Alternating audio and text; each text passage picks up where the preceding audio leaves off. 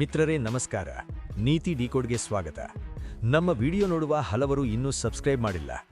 ಈ ಚಾನೆಲ್ ಹಿಂದೆ 7 ಜನರ ತಂಡದ ದಿನಾರಾತ್ರಿ ಪರಿಶ್ರಮವಿದೆ. ದಯವಿಟ್ಟು ಸಬ್ಸ್ಕ್ರೈಬ್ ಮಾಡಿ ನಮ್ಮ ಜೊತೆ ನಿಲ್ಲಿ. ಮಿತ್ರರೇ, ಕೆಲವು ಮಾತುಗಳು ಕಾಲ ಕಳೆದ ಮೇಲೆ ಮಾತ್ರ ಅದರ ಅರ್ಥ ಗೊತ್ತಾಗುತ್ತವೆ. ವರ್ಷಗಳ ಹಿಂದೆ ಪತ್ರಕರ್ತ ರವಿ ಬೆಳಗೆರೆ ಸ್ಯಾಂಡಲ್ವುಡ್ ನಟ ದರ್ಶನ್ ಬಗ್ಗೆ ಕೆಲವು ಖಡಕ್ ಮಾತುಗಳನ್ನು ಹೇಳಿದರು. ಆ ಸಮಯದಲ್ಲಿ ಹಲವರು ಅದೊಂದು ಕಠಿಣ ಟೀಕೆ ಎಂದುಕೊಂಡಿದ್ದರು. ಆದರೆ ಇಂದು ನಡೆಯುತ್ತಿರುವ ಘಟನೆಗಳನ್ನು ನೋಡಿದಾಗ ಒಂದು ಪ್ರಶ್ನೆ ಮತ್ತೆ ಕೇಳಲಾಗುತ್ತಿದೆ. ಬೆಳಗೆರೆ ಅಂದು ಹೇಳಿದ ಮಾತುಗಳು ಇಂದು ನಿಜವಾಗುತ್ತಿವೆಯೇ?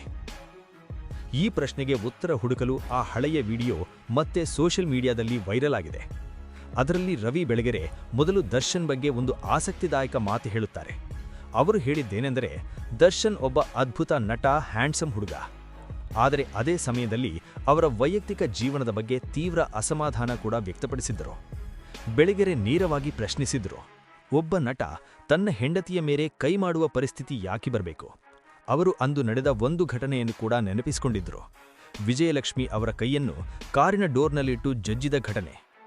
ಆ ಘಟನೆಯ ಬಗ್ಗೆ ಮಾತನಾಡುವಾಗ ಬೆಳಗೆರೆ ತುಂಬಾ ಕೋಪದಿಂದ ಒಂದು ಮಾತು ಹೇಳಿದರು. ಅವರು ಹೇಳಿದ್ರು, ಒಬ್ಬ ನಟ ಸಮಾಜಕ್ಕೆ ಮಾದರಿಯಾಗಬೇಕು, ಇಂತಹ ಸುದ್ದಿಗಳಿಂದ ಪ್ರಸಿದ್ಧಿಯಾಗಬಾರದು. ಆದರೆ ಇಲ್ಲಿ ಅವರು ಹೇಳಿದ ಮತ್ತೊಂದು ಮಾತು ಇಂದಿಗೂ ಬಹಳ ಚರ್ಚೆಯಾಗುತ್ತಿದೆ. ಅವರು ಹೇಳಿದ್ದರೇನೆಂದರೆ, ಬರಬಾರದ ಕಾಲದಲ್ಲಿ ಬರಬಾರದ ರೀತಿಯಲ್ಲಿ ಹಣ ಬಂದರೆ ಮನುಷ್ಯನ ಬುದ್ಧಿ ಕೆಡುತ್ತದೆ.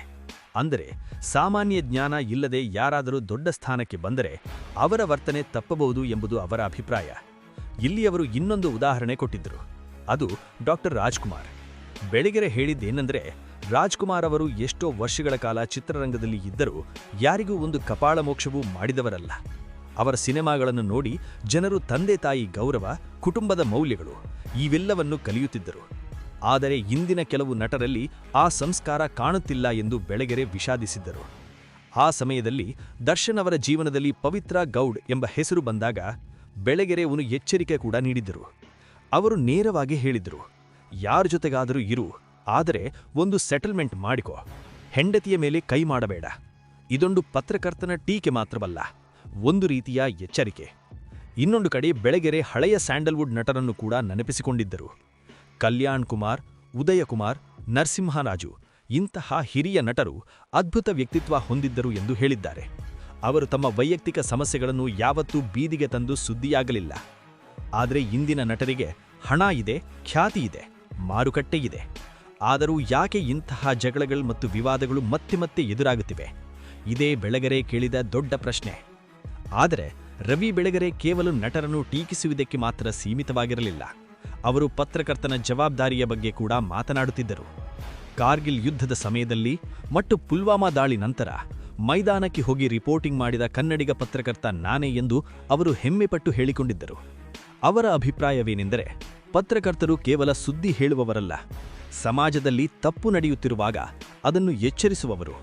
ಅಭಿಮಾನಿಗಳು ಯಾರನ್ನಾದರೂ ಹೀರೋ ಮಾಡಬಹುದು, ಆದರೆ ಅವರು ಸಮಾಜಕ್ಕೆ ಹಾನಿ ಮಾಡದಂತೆ ಎಚ್ಚರಿಸುವುದು ಪತ್ರಿಕೋದ್ಯಮದ ಕರ್ತವ್ಯ ಎಂದು ಬೆಳಗೆರೆ ನಂಬುತ್ತಿದ್ದರು.